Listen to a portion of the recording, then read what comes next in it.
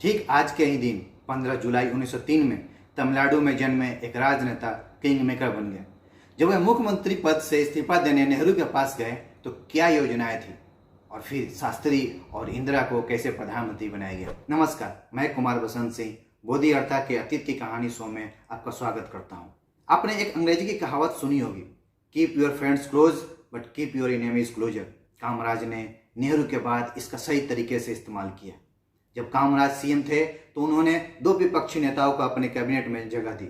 1962 में कामराज को लगा कि कांग्रेस कमजोर हो रही है। वो नेहरू से मिलने दिल्ली आए और कहा कि मैं सीएम पद से इस्तीफा देना चाहता हूं और कांग्रेस का प्रदेश अध्यक्ष बनना चाहता हूं। इस बात से नेहरू हैरान हो गए और उन्होंने कहा, आप ऐसा क्यों करना चाहते हैं? तब कामराज ने कहा, नेहरू जी, कांग्रेस में सत्ता के भूखे लोग बढ़ चुके हैं और संगठन कमजोर हो रहा है। मैं अपने राज्य के कांग्रेस संगठन को मजबूत करना चाहता हूँ। नेहरू को यह बात पसंद है। नेहरू ने कहा, ऐसा सिर्फ आपके राज्य में क्यों, पूरे देश में क्यों नहीं? आप योजना बनाइए, पूरे देश में इसे कैसे लागू किया जाए। और कामराज ने पूरे भारत का दौरा करके एक योजना बनाई जिसे कामराज योजना कहा गया। इस योजना के तहत कामराज ने 2 अक्टूबर 1963 को मुख्यमंत्री पद से इस्तीफा दे दिया। इसके बाद उन्होंने कांग्रेस के 6 मुख्यमंत्रियों और कई मंत्रियों से इस्तीफा दिलवाया और कामराज कांग्रेस के अध्यक्ष बन गए। जब कांग्रेस में कामराज योजना लागू हुई तो जेबी कृपलानी को लगा कि अब कांग्रेस का नया चेहरा बनने का मौका। 1963 में पहली बार संसद में अविश्वास प्रस्ताव लेकर आए और नेहरू ने पूर्ण बहुमत के साथ में अविश्वास प्रस्ताव पारित कर दिया। उसके बाद कई नेताओं की नाराजगी सामने आई, जिनमें मोरारजी देसाई, लाल बहादुर शास्त्री, एस.के. पाटिल, बाबू जगजीवन राम भी शामिल थे। संगठन में काम चलता रहा। फिर 1964 में नेहरू जी का देहांत हो गया। उनके देहांत के बाद प्रधानमंत्री के लिए 4 लोग दावेदारी थे। गुलजारी लाल नंदा उस समय के कार्यवाहक प्रधानमंत्री थे, नेहरू जी की बेटी इंदिरा गांधी और मोरारजी देसाई चौथे पर थे लाल बहादुर शास्त्री।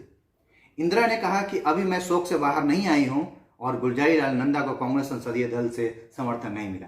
बचे 2 लोग, मोरारजी देसाई और लाल बहादुर शास्त्री। मोरारजी देसाई राजनीति के मंझे हुए नेता थे और बहुत ही महत्वाकांक्षी नेता थे। कामराज ने अपना दाव लाल बहादुर शास्त्री पर खेला क्योंकि शास्त्री सरल और सुलझे हुए नेता थे जो गांधी के आदर्शों पर चलते थे। फिर कामराज ने शास्त्री जी से कहा, इंदिरा को अपने मंत्रिमंडल में जगह दे। ठीक वैसा ही हुआ।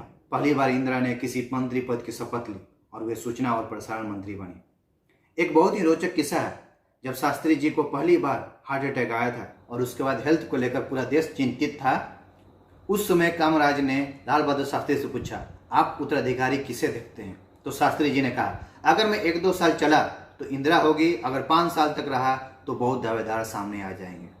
शास्त्री का अंदेशा सही था। 11 जनवरी 1966 में शास्त्री जी के ताशकंद में पाकिस्तान के समझौते के दौरान हार्ट अटैक से मौत हो गई। इस बार 2 ही दावेदार थे, मोरारजी देसाई और उनके सामने इंदिरा गांधी।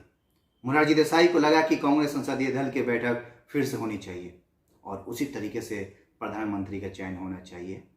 मोरारजी देसाई इस मामले को लेकर कामराज के पास पहुंचे। कामराज मुस्कुराते हुए कहा, ठीक है, अगर आपकी इच्छा यही है तो संसदीय दल की बैठक बुलाई जानी चाहिए। संसदीय दल की वोटिंग से पहले कामराज ने एक पर्ची पर कुछ लिखा और उसे मोड़ दिया।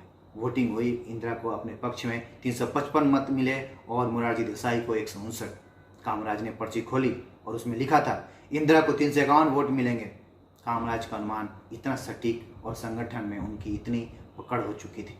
इस तरह कामराज की मदद से इंदिरा गांधी भारत की पहली महिला प्रधानमंत्री बनी। अगर आप आगे जानना चाहते हैं कि इंदिरा को प्रधानमंत्री बनाने का कामराज का दाव सबसे महंगा क्यों साबित हुआ और इंदिरा गांधी और कामराज के बीच क्या विवाद हुआ, तो कमेंट करें।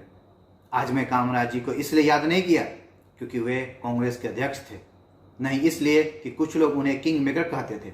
मैंने उन्हें इसलिए याद किया क्योंकि वो एक गांव का लड़का था जिसने 6 साल की उम्र में अपने पिता को खो दिया, 11 साल की उम्र में स्कूल छोड़ दिया और 18 साल की उम्र में आज़ादी की लड़ाई में शामिल हो गया। जब वो मुख्यमंत्री बना तो उसने हर गांव में एक स्कूल, हर पंचायत में एक हाई स्कूल और 11वीं तक मुफ्त और अनिवार्य शिक्षा की व्यवस्था कर अपने राज्य की तस्वीर बदल दी। हम, आप, हर जाति, हर धर्म, हर किसी के पास एक ही हथियार है, शिक्षा।